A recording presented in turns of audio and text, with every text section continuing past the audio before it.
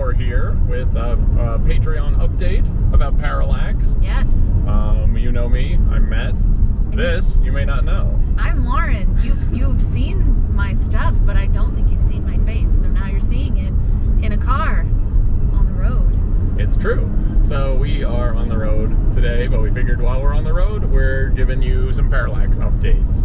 You've heard us talk about, you've seen Lauren's art, you've read some of these chapters, both from Exiled and from Hemlock, and I think we're going to talk a little bit about sort of the origin of this and how it became, how it went from being a story in my brain to being a thing that has collaborators and books and all of that stuff today, and a game.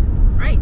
So I'm going to talk a lot because Matt's driving, but he can correct me at any time. Sounds good. So that's his job anyway. He just gives me notes on things that I do, and then I say okay, and I fix them. That's all I do. Right. He just makes me feel bad about things. Yep. That's why we work well together. So yeah, so we wanted to talk about how we kind of started this thing, because it's blown up from an idea into a lot of different kinds of media, kind of. So it started way back as a script and then some other things. We'll fast forward to, I don't know, the summerish of 2019, in the before times, when Matt asked me if I was interested in helping him out with an RPG that he was developing.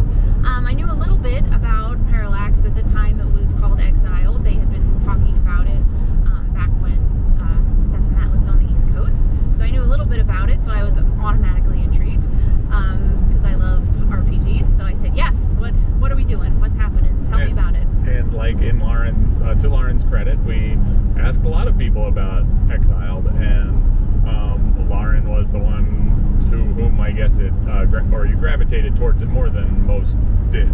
So lots of people heard about it, lots of people provided very valuable feedback, and Lauren was like, oh no, I get this world and I want in. Yes. So you can take it from there. Yeah, I was very, I was pretty much sucked in from like minute one. I liked the grand scheme of the idea, and then when to start breaking it down into a game was just, it was just a lot of fun to think about all of the parts that go together to make a game, from mechanics to, species or character creation, and then all the abilities that you get. Like, we really were kind of starting from scratch. Matt had, some different character species kind of already, written out, some vague ideas about abilities and stuff, but we kind of started there and started to build it. So just talking about it and writing about it was a lot of fun, and because you're like, ooh, I'm taking this thing that like doesn't exist anywhere else. Like, what does a Tamari do? Like, what is a cool thing that what kind of a cool ability would they have? Well, where are they from, and what's their planet like? And we get to build all of those things into a unique character, which was really fun. And even some of the splices, like the Eutherian, which is basically spliced with mammals of various types, or the Scythe, which is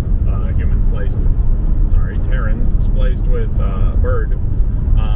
Lauren had really valuable feedback on that, because having been a zookeeper and continuing to be a zookeeper for many years, she just thought of a lot of great abilities and like features and mechanics that I would not have thought of in terms of what these creatures could do. Yeah, that's like, yes, absolutely. When I say my jam, I mean it. That's totally the stuff that I love to think about, and I love nerding out about science fiction stuff, but then you throw some like biology into the mix, and it's like, oh no, this particular update's going to be like 4 hours long. So we're gonna try to keep it to just the creation of what we were doing. So yeah, so that was kind of the fun like little beginning part where we started putting things together and started writing things down, and it went well. Like we like got a whole whole rule book came together, and a game started to make sense. Yeah. So, and then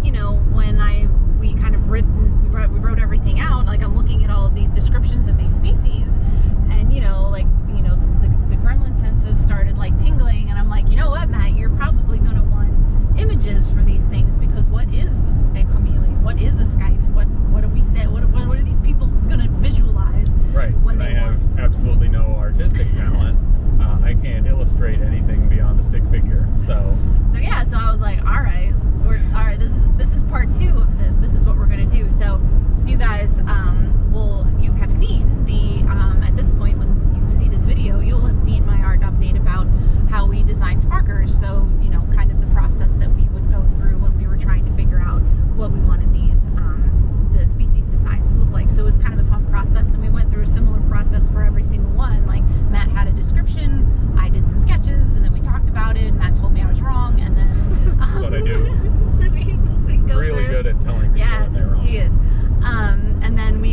would collaborate and brainstorm and keep working on something until we found something we were real happy with, and ended up with the illustrations that you guys could see at some point in the rule book. So it was a really fun process, and it kind of just kept snowballing. So you have your rule book, you have your character creation tools. Well, then you got to create some characters, right? Like, why not? Let's see if this all works out.